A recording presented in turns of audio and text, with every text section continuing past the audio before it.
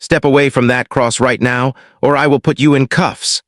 Officer Cole Ransom's voice cut through the wind on Highway 47 outside Cedar Ridge, Missouri. The dashboard camera would later show the time. Thursday, 4:12 p.m., a black man in his early 50s knelt beside a roadside memorial set deep in the grass. White lilies circled a wooden cross. The name Leela was written in careful letters. A framed photo of a teenage girl in a graduation cap leaned against the wood. Stuffed animals sat in clear plastic bags, tied tight against rain. The man's sedan was fully off the road, hazard lights blinking. Traffic flowed like normal. Nothing was blocked. No law was being broken.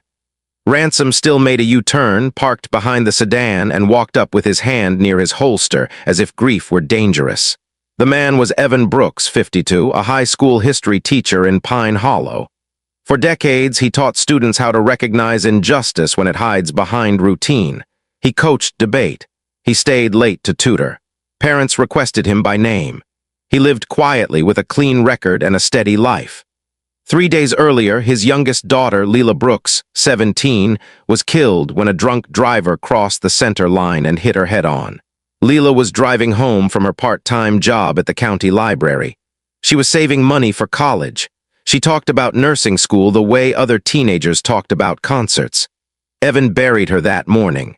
The funeral ended 2 hours ago. He wore the same black suit. He could not go home yet.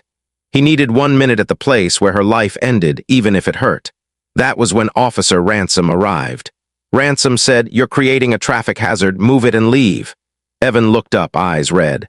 "Officer, this is my daughter's memorial. She died here. Please, I just need a few minutes." Ransom didn't look at the photo.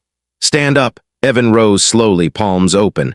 "Sir, I'm off the road. I'm not blocking anything." Ransom stepped close, crowding him. "Last warning, walk away." Evan's voice cracked. "I buried her today." Ransom grabbed Evan's wrist. "You're detained for obstruction." Evan blinked. "Obstruction of what?" Ransom twisted his arm and shoved him against the sedan.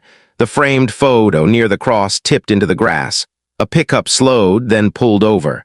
The driver was Hannah Price, a nurse coming off a long shift. She had passed this memorial every day since the crash. Seeing a man in a funeral suit pushed into a car beside that cross made her stomach drop. Hannah raised her phone and started recording. Evan's voice shook, but he stayed calm. "Please, I'll leave. Just tell me what I did." Ransom barked. "Stop resisting." Evan wasn't resisting. His hands were up, fingers spread, trying to prove innocence with air.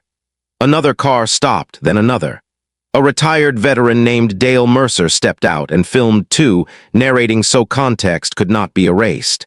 Dale said, "This man is crying at a memorial. He is not fighting." Ransom shouted, "Get back in your cars and move." No one moved. Ransom snapped cuffs onto Evan's wrists, tight enough to leave instant red rings. Evan asked, "What law did I break?" Ransom said, "You talk again, it gets worse." A woman named Rosa Delgado called 911. "An officer is arresting a man at a roadside memorial," she said. "He's not doing anything wrong. Please send a supervisor." Ransom keyed his radio and claimed, "Combative subject resisting."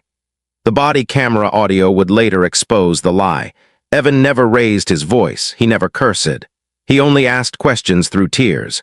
Within 5 minutes, 2 more patrol units arrived. Officer Natalie Kim stepped out and paused the second she saw the cross, the suit, the wet face, and the phones held steady. Her partner, Officer Grant Wilder, looked from Ransom to the witnesses. Kim asked, "Cole, what is this?" Ransom said, "Suspicious male, obstructing the highway, resisted." Hannah spoke up. "That's not true. I recorded everything." Dale added, "We all did." Kim walked to Evan. "Sir, what's your name?" Evan swallowed hard. "Evan Brooks. My daughter died here. I buried her today." Kim turned back. "What crime did he commit?" Ransom lifted his chin. "He wouldn't comply." Kim answered, "Compliance is not a crime." Wilder watched Hannah replay the video. It showed Evan standing still with hands raised while Ransom twisted his arm. Kim said, "Take the cuffs off. He's released. Cole, call a supervisor." Ransom's voice rose. "You're undermining me." Kim didn't flinch. "I'm stopping you from making this worse." Wilder removed the cuffs. Evan rubbed his wrists, breathing like he had run miles. Evan walked to the memorial as if the ground were heavy. He picked up the frame, its corner cracked, dirt smeared across the plastic. Evan whispered, "I'm sorry, baby." He set it back, straightened the flowers, and rested one hand on the cross. His shoulders shook. He cried without sound, the kind of crying that empties you out and still leaves you hollow. The witnesses lowered their phones. The moment felt too raw to steal. Ransom stood by his cruiser, stiff and angry, while strangers formed a quiet circle so Evan could grieve in peace. Then Evan finally returned to his sedan and drove away. That night, the videos hit local news. By morning, it was everywhere. A father handcuffed while mourning at his daughter's roadside memorial. The department placed Ransom on administrative leave within hours. The memorial was not a hazard. Evan did not resist. Ransom's report did not match the footage.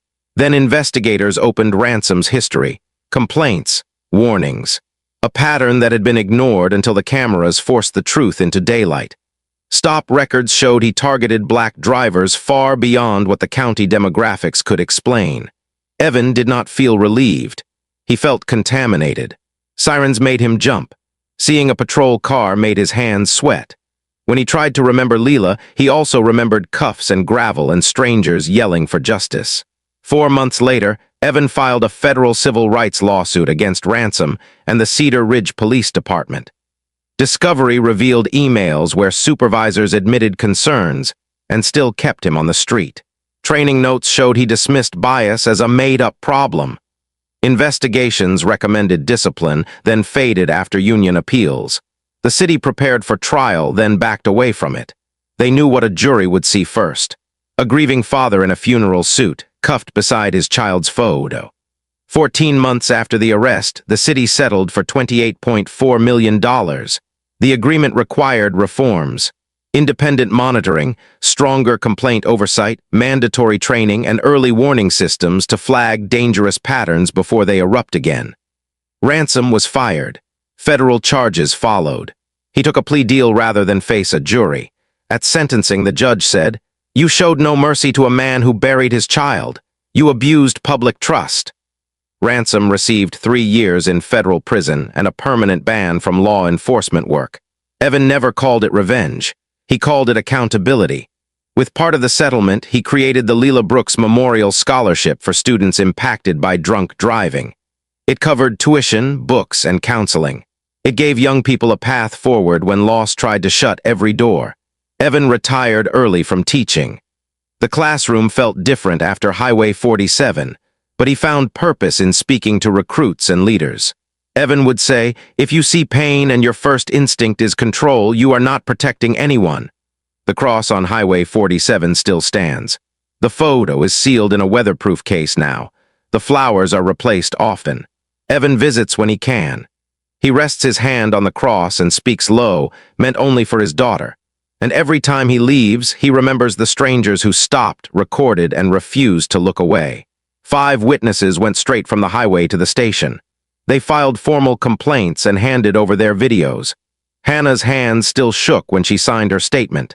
Dale insisted on speaking to a supervisor. Rosa demanded that the 911 call be logged and preserved.